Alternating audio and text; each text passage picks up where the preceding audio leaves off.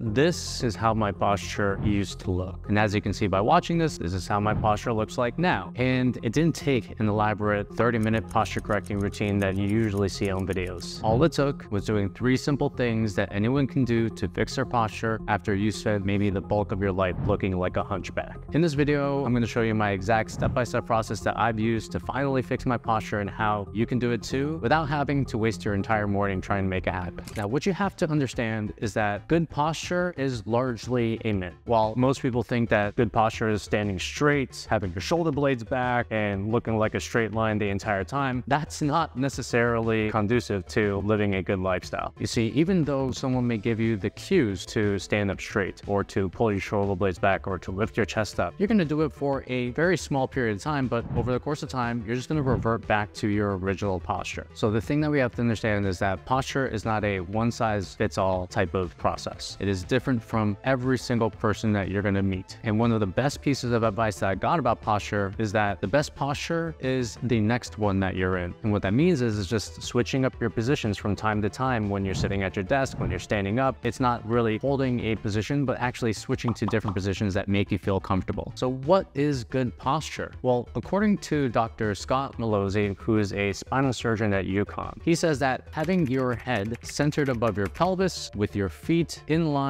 is considered to be good posture. Your neck and head shouldn't be tilted forwards or backwards. It should be somewhat straight, and you should be able to stand with your head, pelvis, and feet all in alignment. And one thing I should point out is that what we're looking for is the look of good posture. The more that you can change this look, the more that your body's going to benefit from having, let's just say, quote unquote, good posture. So what we want to do is you want to, instead of reminding ourselves to stand up straight, to bring your chest up, to bring your shoulder blades back, we want to create and strengthen the areas that are responsible for those so we can stand up straight and have good posture without even thinking about it. So here are the muscle groups and the exercises that you want to use in order to create good posture over time. So the first one is going to be called a bar hang, and it's not hanging out at the bar until its last call, having to get your drunk dragged back into your home. This is completely different. You're literally just hanging from a bar. And what this does is it helps strengthen and lengthen the muscles in your back that are called the lats. And also it helps decompress your spine by just hanging through the force of gravity. And as a side benefit, the bar hangs have been known to improve shoulder mobility, to improve shoulder strength. And one of the things that you want to do when you're hanging on the bar is just making sure that there are 2 ways of hanging on the bar. One of them is just passive, one of them is active. And the thing I'm talking about is just for beginners, you're going to be using a passive hang. For people who are a little bit more advanced in the gym, you're going to be using an active hang. So a passive hang is just you hanging from a bar and just holding on until your grip starts to loosen or until you can't hang on anymore. An active hang is a little bit different. What you're going to do is you're going to hold on to a bar, and then you're going to simultaneously just bring your rhomboids back, bring your shoulder blades back, and it's almost like you're going to be enacting the look of good posture while holding on to this bar, again, until you can't hang on anymore. So for beginners, you should start with about 20 to 30 seconds hanging from a bar. If you can't hang from a bar, you can use some feet support to make sure that you're just giving yourself a little bit more support while you're hanging. If you're intermediate, you should be aiming for 1 minute of a bar hang. And if you are advanced, you should be aiming for ideally 2 minutes of being able to hang from a bar, both from active and a passive angle. Now, the next exercise is called a band dislocate. This exercise helps you open up your chest muscles. Also, it helps you open up your shoulder muscles by relieving tightness in your rotator cuff. And this allows them to have more freedom to move. And when you have increased range of motion in your shoulders, this allows you to unwind from a hunched over position to a more open position. What you want to do with this exercise is you want to aim for about 6 to 12 repetitions, and you want to choose a band that allows you to feel the stretch and the exercise without causing any pain to your body. For me, I like to use one of the low level bands. They're either red or gray. They give me a lot of give, so to speak. And then for the beginner, you should be starting off with that and then using the right resistance that is right for your level. Now, the next exercise is called a face pull. And what face pulls do is they help create better posture, or the look of better posture, through strengthening your back muscles and your traps. They help build your rear delts, your rhomboids, and your rotator cuff muscles that will prevent your shoulders from hunching over. They will essentially pull them back over the course of strengthening strengthening them. For the face pulls, you want to do at least 6 to 12 repetitions. You can do this with a resistance band, or you can do this with a cable machine. It depends on what equipment you have available to you. Ideally, you want to use a cable machine. It's going to allow you to progressively overload the weight over the course of time, which allows you to strengthen the muscles. Now, the next exercise is a personal favorite of mine. It's called the Asian squat hold. So the Asian squat hold does a couple of things all at one time. The first thing it does is it mobilizes your quadriceps, your hamstrings, and your calf muscles, as well as your hip flexors. And this also works your core, because your core has to be working in order for you to balance in this position. Now, the low-key benefit of doing the Asian squat hold as well is developing more ankle mobility. And what people don't realize is, for a lot of people, is that they actually deal with tight ankles, which prevents a lot of the mobility from them being able to squat, from them being able to even walk. So the more that we can loosen up these ankles, the more it's going to create a line through our body that just loosens up the entire structure. Now, ideally, you want to hold on to this for about 1 minute. If you can't drop into an Asian squat hold, you can actually hold on to a support while you do this, just to make sure that you're able to hold this position. Over the course of time, your body is going to adapt and is going to be able to hold the Asian squat hold. And the final exercise is a glute bridge hold. And glute bridges, they strengthen your glutes and your rectus spinae, and these are crucial for allowing you to walk straight, for you to even be able to stand straight in the first place. And especially if you work at a desk, your glutes, they don't necessarily turn off. But what happens is that they start to fire off a little bit less. They start to weaken over the course of sitting for long periods of hours. So what we want to do is we want to activate our glutes. I use air quotes because you're not necessarily activating your glutes, but what you're doing is you're just kind of like waking them up so they can strengthen, so you can use them in everyday activities. And you want to remind your body to use your glutes every single type of activity that you can think of that requires your lower body. For the glute bridge, you want to aim for about 10 to 15 reps. You want to have at least a 5 to 10 second hold at the top, where you're just really squeezing your glutes as if you have a quarter in between your butthole. I know it's a weird image, but just run with it. And yeah, you want to make sure that you are mentally focused on activating your glutes as you're doing this exercise, because for a lot of people, what happens is that their quadriceps are so much stronger than their glutes, they start kind of taking over the exercise. So that's why you have to mentally focus on activating the glutes. Now, the final piece to all of this good posture stuff is to create an environment where having good posture is almost an automatic event. So what this means is that you want to set up your desk to have and support good posture, to support having your chest up and your shoulder blades back. That means having your screen being directly in line with your eyes, having your chair support your lower back and your lumbar to make sure that it's supporting good posture, and having your keyboard in a way where it's your arms are at 90 degrees and your mouse is at almost like just like maybe 6 inches of distance. And you want to be able to have an environment, especially at your desk, to support good posture. And lastly, we got to talk about your phones. When you're on your phone and when you're like this and when you're crunched over, that is training your body into a position. And if you do that over the course of, like, let's just say the average person looks at their phones for over 5 hours a day, that's 5 hours a day that you are training yourself into this hunchback position. Now, the best way to mitigate this is to get off your phone. And that could be sounding ironic because you may be even watching this on your phone right now. Or the next best way is you can go on your phone, you can lie down and just like watch it,